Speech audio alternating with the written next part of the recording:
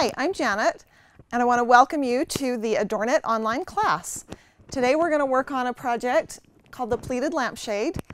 This is a project you can buy in a kit at Barnes & Noble, or you can purchase it through ADORNit. It's available in our Chambéry pattern book. So let's get going. This is a fun project. It looks like you spent a ton of time, and it's a really great statement piece for your home, but it's actually relatively simple to make, so those are the best kind of projects. For the demonstration today, I found this lampshade that's a little bit smaller that I thought would be really cute to do this, to put the ruffled pleats on. I found this at Hobby Lobby. You can buy lampshades a lot of places, but that's where I found this one. So the first thing we need to do is make the pleated ruffles that go on this lampshade. If you buy this in a kit, you're going to have fabric. You're going to have a 1/4 yard of all of these fabrics, with the exception of the top red fabric. They're going to have more of that one, and I'll explain why in a minute. But you're going to have a 1/4 yard of all of the rest of these fabrics, and that is enough for you to cut 2 strips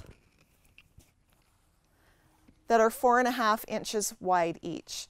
So you'll lay your fabric out on your cutting table.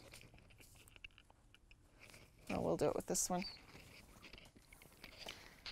The fabric will be folded because that's how fabric comes. You'll measure 4.5 inches and then cut all along the width of the fabric. And then you won't have this crease when you're doing that. You'll cut 2 of those. For this size lampshade, that's what we needed, was 2 full lengths of the fabric. And so we're not going to need quite that much for this smaller lampshade, but you'll have options depending on what size lampshade you find to do it. You'll have enough fabric to do a bigger one, or you can just trim your pieces down for a smaller one. So the first thing you need to do is take your 2 strips and sew them together, and you can see I've done that right here. Sew them together and then press the seams open where you've sewn it, and then with your iron you'll take this whole long strip now and fold it in half, wrong sides together, so the right side is showing, and then press all along the strip. This strip's a little shorter because I've trimmed it down for this size lampshade. If you were doing a bigger one, it would be the full length. There's probably a really good mathematical way to figure out how much ruffle you need. The best I could come up with was you need about double the circumference of your lampshade. And so that's what I went with. That actually gives you a little bit more than you need, but that's great because you'd rather have too much than too little. So now that you've gotten to this point with your fabric, you need to start making the pleats. And so to do that, we'll use the iron.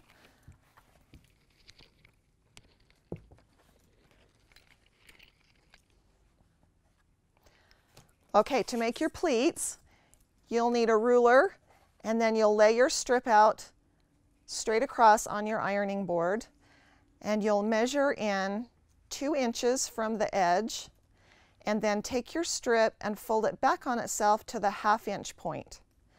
And then I usually do a couple of them at a time. So then move your 2 inch mark to the fold now, and take your strip and move it back in on itself to the 1/2 inch point. And then I kind of hold it down with my ruler while I take the iron and just iron those pleats down. And then just keep going. Put the 2 inch mark on the fold, fold it into the 1/2 inch mark, and go all the way across the length of your strip. The ruler kind of makes it handy because you can hold things in place as you're going. 3 is about the most I can do without messing myself up. Okay, so you can see how that goes all the way across the strip. When you get to the end, you can fold the last little bit in and press it down. You may end up having to trim that off, but if it works out just right, then that's kind of a handy thing to do. Then when you've got your whole strip pleated, you'll take it over to your sewing machine, and it won't matter. When you pick it up, it's going to come unfolded. But you want to baste these strips down, but you can see as you lay it in your sewing machine that the strips go back together. If you've pressed it firmly, the strips fold back together very easily. So let's move over to the sewing machine and I'll show you really quick how we baste those down. All right, when you take this over to your sewing machine, you're going to want to run your basting stitch. So a basting stitch is the longest stitch on your sewing machine.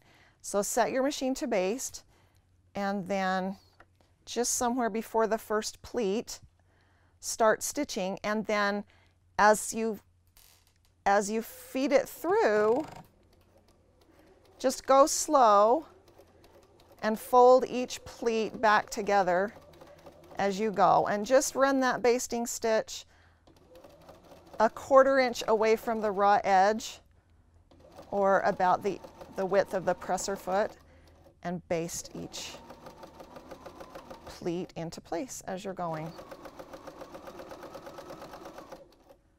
Just like that. And when you're done, you'll have a pleated piece that looks like this. Okay, so here we are with a completed ruffle that I've basted all the way across the top. So you're going to do that with however many ruffles you want on your lampshade. I decided I wanted 7 ruffles. I believe that's what there is on this lampshade as well. And so after you complete all of your ruffles, and I've got a few completed here. Well, I have a couple completed. Then you need to mark on your lampshade where you want them to go. I like my bottom, we start with the bottom. I like the bottom ruffle to extend past the bottom of the lampshade, maybe 3/4 of an inch. And that's just personal preference. So in order for that to happen, what I did with my ruler, there it is.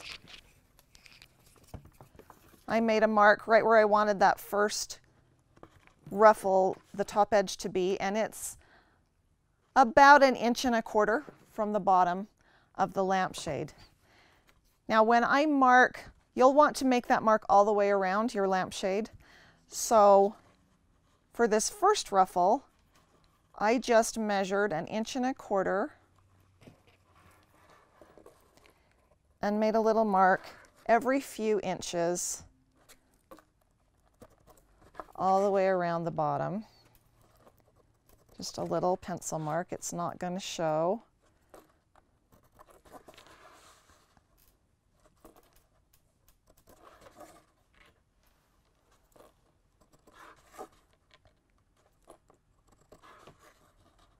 Okay, there we are.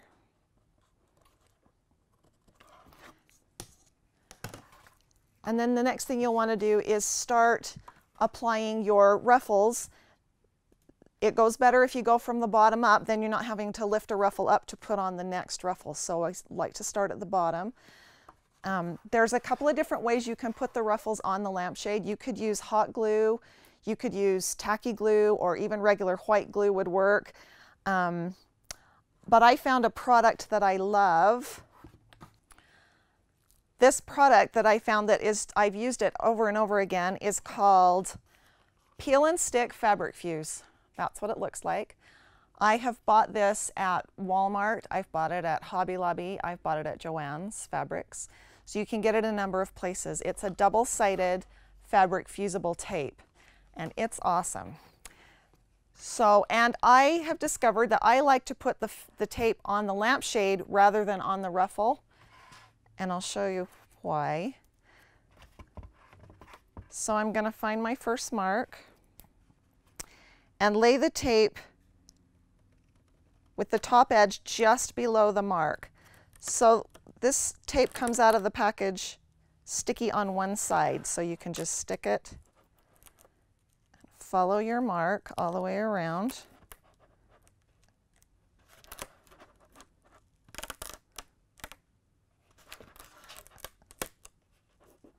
You can see I made some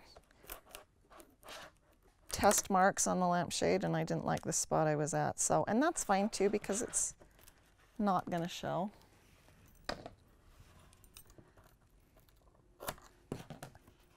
Okay.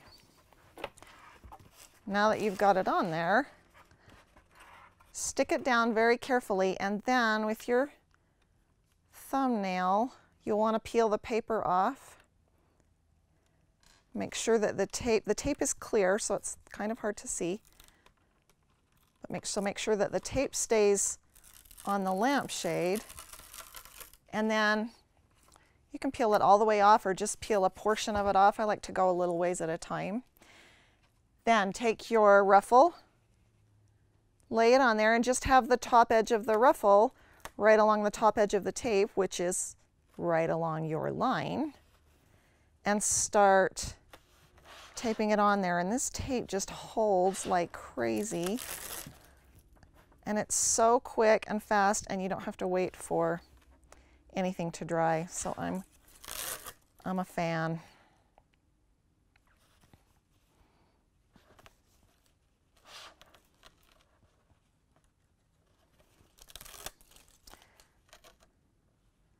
All right, when you get back around to where you started, you can see that I've got extra. So I'm going to cut right here where the fabric is already folded over so that there won't be a raw edge. I'm going to trim my little basting stitch back right there, and then trim the fabric.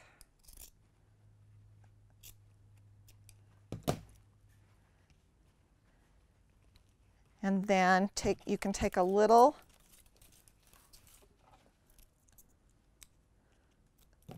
piece of your tape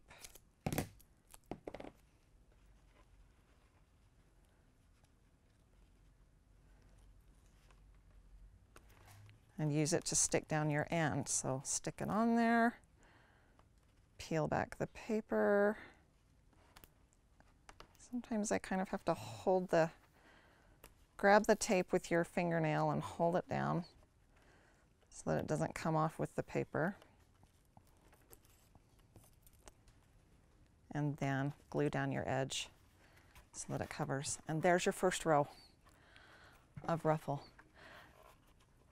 Okay, now you'll continue doing that. Here's my next mark, which is another 1.25 inches. So all of my marks were an 1.25 inches apart from each other.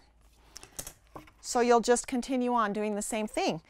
Another row of tape, another ruffle, until you get to the top. And the top ruffle just needs to be a little bit different because the top edge shows, and so you don't want that raw edge showing. So the only thing you're going to do different is you're going to cut your strips wider. These strips are 6.5 inches wide. You'll do the same thing. You'll sew 2 in half and trim it down if your shade is smaller. So you can see I've sewn these 2 strips in half. Press your seam allowance apart. Then you're going to, on this one, instead of pressing it wrong sides together like this, you're going to sew it right sides together so that you have a long tube that looks like this.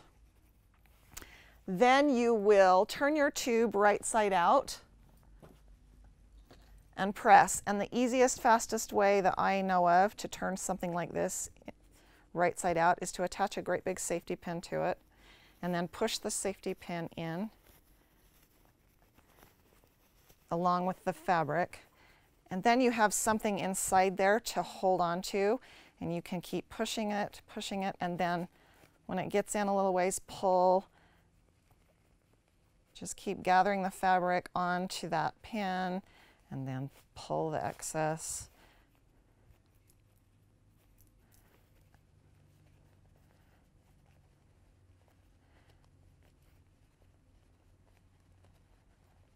We'll see if I can get it all the way through here before I...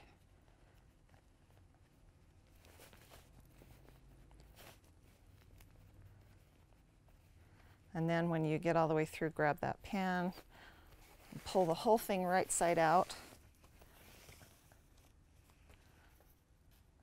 And take your pin off. And then you're going to press it. Just pull that seam out tight, lay it on your ironing board, and press that tube out all the way flat. Then the whole process is the same. You're going to pleat this strip just like you did all the other strips, but there won't be a raw edge showing at the top. And so I have a finished one right here that you can see. On this one, when you run your basting stitch, have it be more like 5/8 of an inch to about 5/8 of an inch away from the top edge. And that way it won't be so close that you see it. You want it hidden beneath the ribbing or whatever kind of trim you're going to put on that ribbon. So you can then, you'll apply that, will be your very top row like this, and have it extend slightly above the top of the lamp, and wrap it around, finish it off just like all the other ones. And then if you want to, you can take some kind of trim. This is a Chambéry ribbon that it coordinates with our Chambéry fabric, which I'm using today, and just use the same tape and tape the ribbon on and add a bow, and you're finished. And you've got a darling accent piece for any room in your house. They'd be cute in any room. So good luck with this project. Thank you for joining me today. If you do a project, we would love to have you post it on our Facebook page. We'd also love to have you subscribe to the ADORNit YouTube channel so you can see all of our classroom projects and our fun videos. Thank you.